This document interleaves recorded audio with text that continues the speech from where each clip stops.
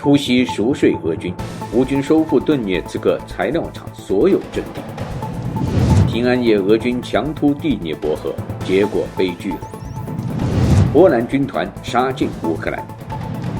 美军无人机直接下场，西方全力武装乌克兰。乌军在库尔斯克立起圣诞树，北韩士兵遗体身份曝光。朝鲜兵和俄罗斯姑娘的爱情决裂。突发，俄罗斯从叙利亚撤军的核能巨轮突然爆炸，葬身地中海。叙利亚人重过圣诞节，中国人被迫纪念长津湖。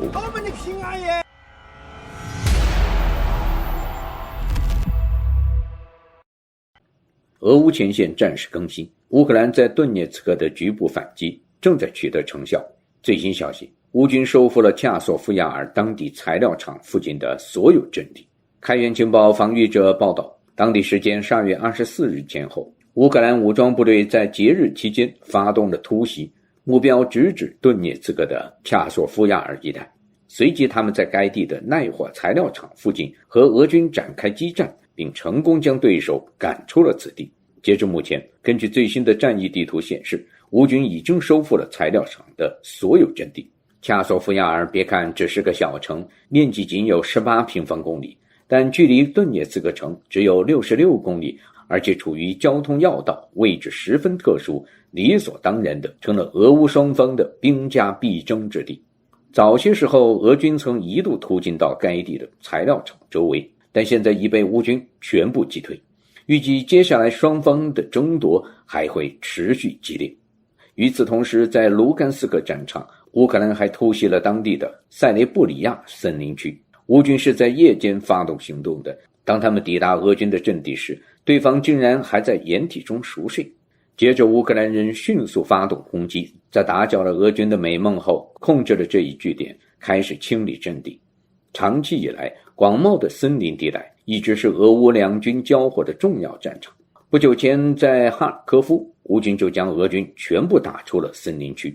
另一方面，在奥斯基尔河沿岸，俄军出动了2个机械化纵队，试图向前推进。此役，俄方共出动了超过30辆的装甲设备，向乌军阵地发起了猛攻。乌克兰第92机械化旅和241防御旅随即投入战斗，并派出了著名的阿卡留斯无人机部队阻击俄军的攻势。至昨天收战，乌军共击毁了俄军9辆 BMP-2 战车和3辆坦克，另有6辆装甲车受损。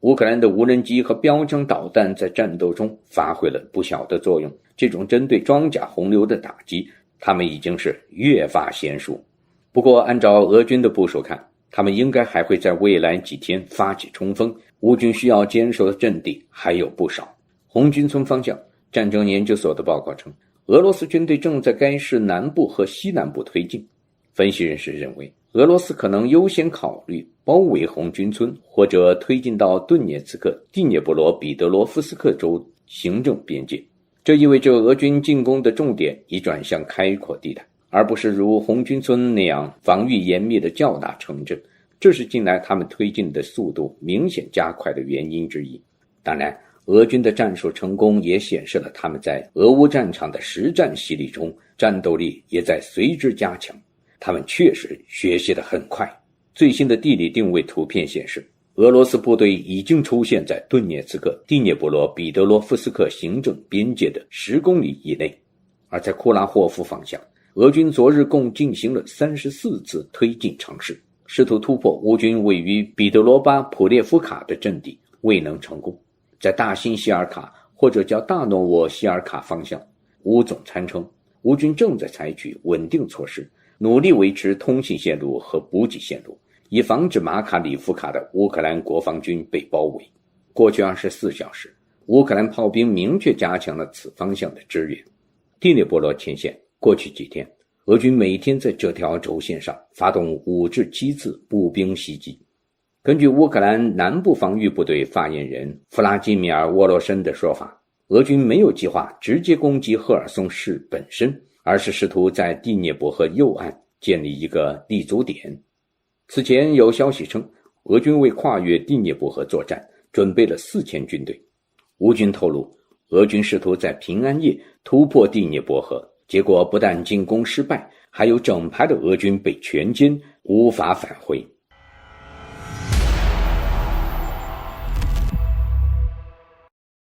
12月24号，《华尔街日报》报道，俄罗斯在俄乌战争中已经损失了11000多辆装甲车，其中包括3600辆战车。俄罗斯还有大约2600辆储备战车可以消耗，而俄军早就开始使用退役的老旧装甲车，这更增添了俄军士兵在前线的伤亡。这是俄军为机械化进攻准备的载具，这破玩意儿真是惨不忍睹。不过好歹配了个防无人机的架子。这是战争初期的俄罗斯空降军，而这是现在的俄罗斯空降兵，其退化肉眼可见。12月24日，乌克兰驻波兰大使博德纳表示，在波兰组成的乌克兰军团第1支部队已启程前往乌克兰，但没有透露军队的人数。北约对乌克兰的支援已经从单纯提供武器进入到培训军队，甚至开始派遣军事专家进入乌克兰，直接参与其中。泰晤士报报道，英国首相斯塔默透露，英国军队可能会被部署到靠近波兰的乌克兰西部，直接对乌克兰新兵进行军事培训。俄罗斯国师杜金最近的一番言论暴露了普京出兵的真正目的。杜金称，只有当乌克兰成为俄罗斯的一部分，俄罗斯才能恢复帝国荣光。这正是这次特别军事行动的目的，这不关乎个人喜好。还是杜国师实诚，把俄罗斯发动这场战争的真正原因讲出来了，什么北约东扩、乌东俄组问题都不过是包装而已。同一天，川普任命的俄乌问题特使凯洛格表示，包括明斯克进程在内的过去的和平谈判惨遭失败，川普无意走这条路。凯洛格还强调，川普是那种能够坚持到底的人，相信他会在不久的将来实现和平。凯洛格还补充说，川普的目标始终如一，那就是停止杀戮，给该地区带来和平。这是他的首要国际任务，他希望实现公正的和平，这种和平是可持续的，也是安全的。这听起来很不错。如果真如报道所说，川普上任后，美国将继续向乌克兰提供援助，同时要求北约成员国将国防开支增加至 GDP 的 5%， 那么2025年可能会很精彩，绝不会是普京单方面的蛮横与自负，战场上的形势会让普京认清形势。在我们看来，公正、可持续、安全的和平底线是乌克兰必须收回被占领的领土，否则俄罗斯将被鼓励再次发动战争，以夺取更多土地。为了增强乌克兰的进攻能力，西方国家持续向乌克兰提供大量武器与弹药，甚至包括远程打击武器，使乌军能够对俄罗斯内部的关键设施发动攻击。然而，由于乌克兰军队的能力有限，未能对俄罗斯造成显著影响。在此背景下，西方国家进一步加强军事技术支援，英国与美国在其中扮演了关键角色。据报道，美国和英国的军事专家已抵达乌克兰，协助乌军精确瞄准俄罗斯的战略目标。同时，美国派遣全球鹰侦察无人机飞越7国边境，搜集俄罗斯内部的情报。有分析指出，每当乌军对俄罗斯内部目标发动攻击前，美国侦察无人机的活动频率显著增加，显示出美国在情报支援上的深度介入。美国对乌克兰的支持被视为多重战略目标的体现。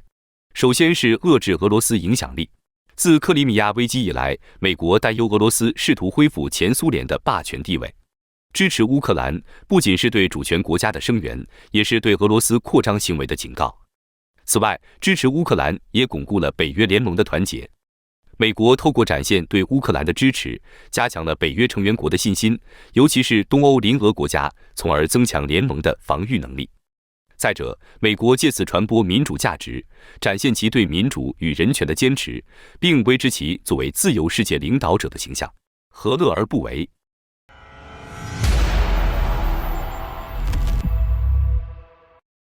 苏贾是今年8月乌军杀入库尔斯克后攻下的最大的一个城镇。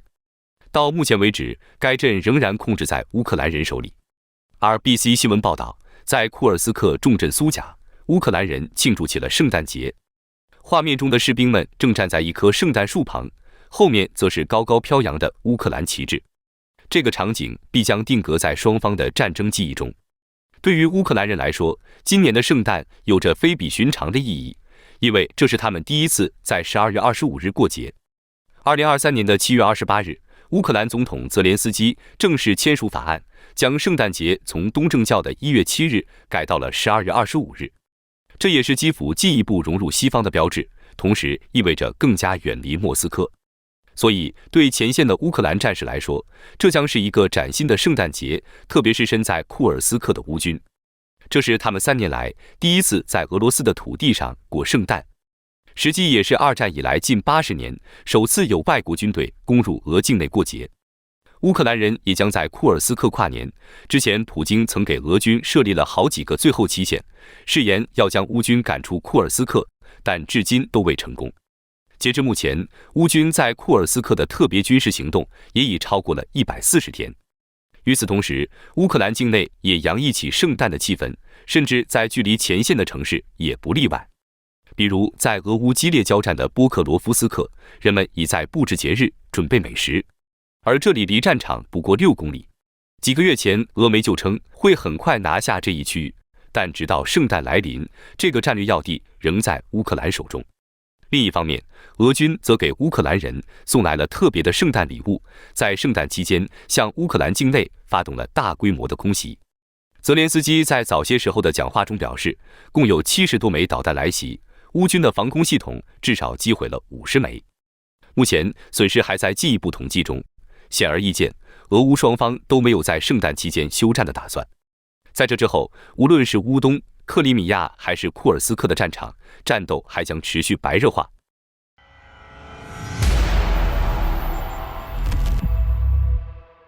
在库尔斯克，朝鲜士兵1个星期不间断的人海攻势，并没能实现夺回库尔斯克突出部重要部分的目标。朝鲜军队进攻的失败，在很大程度上可以归因于他们的部队缺乏现代战争的实战经验。过去数十年来，朝鲜与外部世界隔绝，这使得其军事理论严重过时，特别是无法适应无人机前所未有的使用，这使得乌军能够对其每一次进攻造成毁灭性的打击。乌方的评估称，朝鲜部队的作战表现甚至比最无能的俄罗斯进攻部队还要差，炮灰是对他们最合适的评价。有乌军士兵在一名死去的朝鲜士兵身上发现了一张便条，上面写着离开祖国，在俄罗斯领土上。我祝贺我最好的朋友和军队兄弟宋志明的生日，并祝愿他健康。2024年12月9日。走近了看，这些朝鲜兵实际上如你如我，都是活生生的人，却连为何而战都没搞清楚，就莫名其妙地死在了异国他乡，可悲可叹。乌克兰特种部队于当地时间12月22日，透过官方 Telegram 频道公布了当天在库斯克前线击毙的3名北韩士兵遗体照片，以及从他们身上取得的伪造身份证。其中一张身份证的签名栏赫然出现韩文李大赫字样，军事专家从身份证上的弹孔研判，应该是遭乌克兰军队子弹射击。韩国朝鲜日报报道，根据乌克兰军方所述，这些北韩军人持有的身份证上印有俄罗斯姓名，包括金、坎索拉特、阿尔贝托维奇等，但仔细检视签名栏发现，士兵们实际上是用韩文签下李大赫、赵哲浩及潘国珍等名字。这些身份证皆无照片和发证机关印章，且出生地统一标注为俄罗斯前国防部长绍伊古的家乡图瓦共和国，也就是清代称为唐努乌梁海的地方，明显是伪造文件。乌克兰媒体 RBC 更披露了俄军俘虏的供词，指出北韩军人在前线的表现令人忧虑。俄军俘虏表示，他们理论不足，但训练过度，态度傲慢，甚至会抢夺一般士兵的枪支。另有俘虏提到，北韩士兵使用武器不够谨慎，曾发生误射同袍腿部或教官腹部的事件。韩国国防部联合参谋本部23日召开记者会表示，根据多方情报显示，已有超过1100名派驻俄罗斯的北韩军人伤亡。随着伤亡人数增加，北韩可能准备向俄罗斯增派援军。最近，朝鲜金乌援俄总指挥金英福上将的尸体回归朝鲜，天蓬大元帅金正恩为其举行了国葬。看来真的是全军覆没了呀！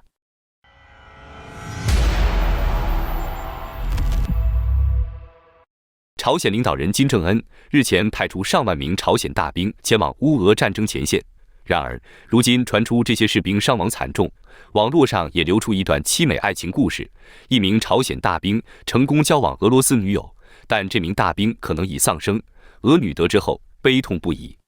近日 ，Telegram 和 X 平台上广传一则故事，一名俄罗斯女性表示，几天前她分享了一张朝鲜朴姓男友的照片，并讲述了他们的爱情故事。之后，她受到了来自乌克兰的网攻。对方向他发送了一些韩国士兵在前线的照片和影片，并嘲讽他：“这是不是你的士兵？”起初他不以为意，冷静地封锁了那些无聊的人，直到我真的在其中一段影片里认出了我心爱的人。现在该名女子联系不上男友，也许她的小组正在执行战斗任务，但她不知道对方究竟活着还是已经战死。现在她只能安慰自己，对方以后会回来。据了解，该女子还说，男友承诺一定会回来，甚至以后娶她回朝鲜，未料可能已天人永隔。这段故事引发众多网友讨论，有网友称，这像极了朝鲜俄罗斯版的《爱的迫降》，只可惜是悲剧收场。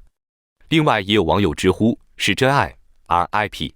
先前 Telegram 流出一段乌克兰无人机拍到的影片，显示大批朝鲜士兵在前线阵亡，至少20具遗体被丢弃在冰天雪地里。乌克兰总统泽伦斯基公开一段影片，指责俄军试图通过焚烧朝鲜阵亡士兵的脸部，以隐瞒他们的身份，真是造孽啊！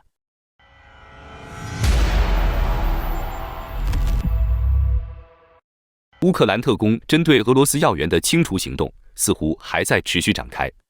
突发消息，俄占别尔江斯克的负责人瓦西里内切特遭遇炸弹袭击。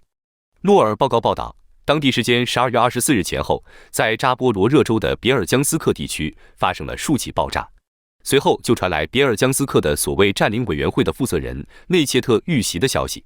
具体地点则在叶夫罗佩斯卡街56号的院子中。当时内切特的汽车上被安放了爆炸装置，接着就被远程引爆，他的汽车当场被炸飞，燃起了熊熊大火。内切特本人的情况目前不明，不知道他是否在车上。有消息称，他随后已被救护车拉走，但还没有得到确认。基辅方面尚未回应此事，但外界普遍认为，这还是神通广大的乌克兰情报总局特工们搞出来的大动静。这段时间，情报总局局长布达诺夫已经策划了多起针对俄罗斯境内的破坏行动，说乌克兰情报总局是摩萨德第二，一点都不夸张。我看连 CIA 都得甘拜下风。除了打击俄军的铁路线和机场外，乌军特工甚至还潜入莫斯科，清除了他们的导弹科学家和部队司令。而针对俄战区或前线的叛徒，布达诺夫打击起来更是毫不手软，一众所谓负责人都遭到定点消灭。比如在卢甘斯克和哈尔科夫一带，乌克兰就抓捕或清除了不少叛徒大员。这些人不少都在俄军占领乌克兰领土的过程中提供了帮助，或者积极响应俄方的行动。另一方面，在顿涅茨克又发生俄军自己的战机相互碰撞的事件。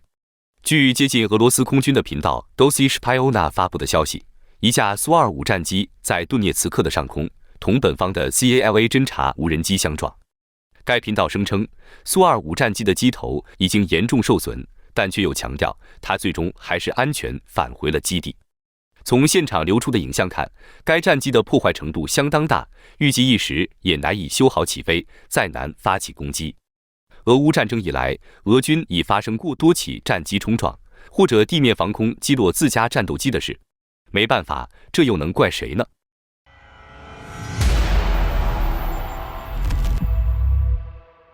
独裁统治叙利亚长达53年的阿萨德政权，于12月8日遭沙姆解放组织 HTS 为首的反政府军推翻，叙利亚局势也产生了重大的变化。支持阿萨德的俄罗斯也在政局变天后，逐渐撤离在叙利亚的资产，以海运的方式运回俄罗斯。然而近期，一艘俄罗斯的货船在地中海区域因船舱爆炸突然沉没，外界普遍猜测与俄军撤离叙利亚的事务有关。然而，截至目前为止，俄罗斯仍未针对相关事件进行说明。据报道，俄罗斯外交部于24日宣布，一艘俄罗斯货船大熊号于23日晚间因船舱发生爆炸而在地中海公海区域沉没。西班牙的媒体报道，大熊号的机舱发生剧烈爆炸，海面上都燃起了熊熊大火，并快速在海上下沉。报道称，在爆炸事故发生后，距离大熊号较近的西班牙海上救援队就收到该货船发出的求救信号，但受到当时天气的影响，西班牙海上救援队的2艘船只与1架直升机以及后续赶到的1艘俄罗斯军舰，只救下14名大熊号的船员，另外2名船员仍处于失踪的状态。该报道引用伦敦证券交易所集团的船舶追踪数据指出，大熊号于当地时间11日从俄罗斯的圣彼得堡港出发，23日行驶到阿尔及利亚与西班牙之间的海域，这也是大熊号最后一次发送船只信号。随后，大熊号就发生了船舱爆炸的意外。报道称，大熊号是俄罗斯国防部下属的国防物流公司 Operan Logistica 旗下的船只。根据该公司20日发布的声明，大熊号此次载着港口起重机、破冰船零件等物品，目标在1月22日航行到俄罗斯东部的海参崴港。但由于大熊号是在地中海海域内爆炸沉没，许多网友质疑，大熊号的真正的目的很可能不是海参崴，而是前往叙利亚的塔尔图斯港，协助俄军运载撤离的武器与装备。据悉，俄罗斯的这艘大熊座号具有破冰能力的核能货轮，上面有2台负载能力高达120吨的移动式起重机。有媒体发现，2022年5月，美国专门点名制裁了这艘船，因为他参与为驻叙利亚的俄军运输军事装备。引发注意的是，最先披露此事的却是布达诺夫领导的乌克兰情报总局，这也让外界纷纷猜测，是不是乌军的特工又策划了相关的破坏行动，让这艘撤离了叙利亚的俄军船只最终也没能返回本土，这很值得令人怀疑。毕竟之前基辅方面就直言，打击俄军并不局限于乌克兰的土地，在叙利亚和非洲都是战场。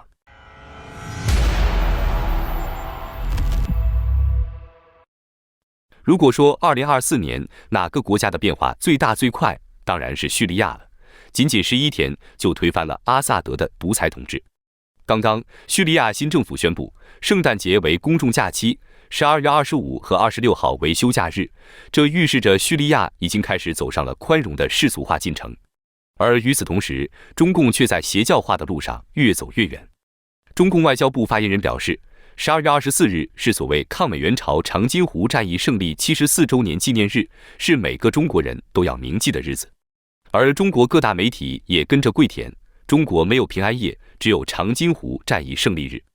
有视频显示，12月24日，一四川男子身着军装，腰系手榴弹，身背炸药包，手举国旗，向路人大喊：“平安夜是他们的，不是我们的。我们的平安夜是先辈们用鲜血换来的，不要忘记历史，不要崇洋媚外。”有网友评论：“这真是一个神奇的国度，这人脑子进水了吗？”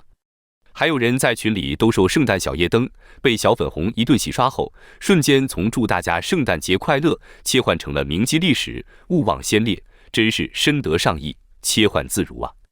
怪不得有网友感叹，可怜的中共国人连叙利亚人都不如。更有网友找出了当年长津湖战场上中共士兵举手向美军陆战一师投降的历史纪录片，表示平安夜最大的乐趣就是一边吃蛋炒饭，一边看着这个视频下饭。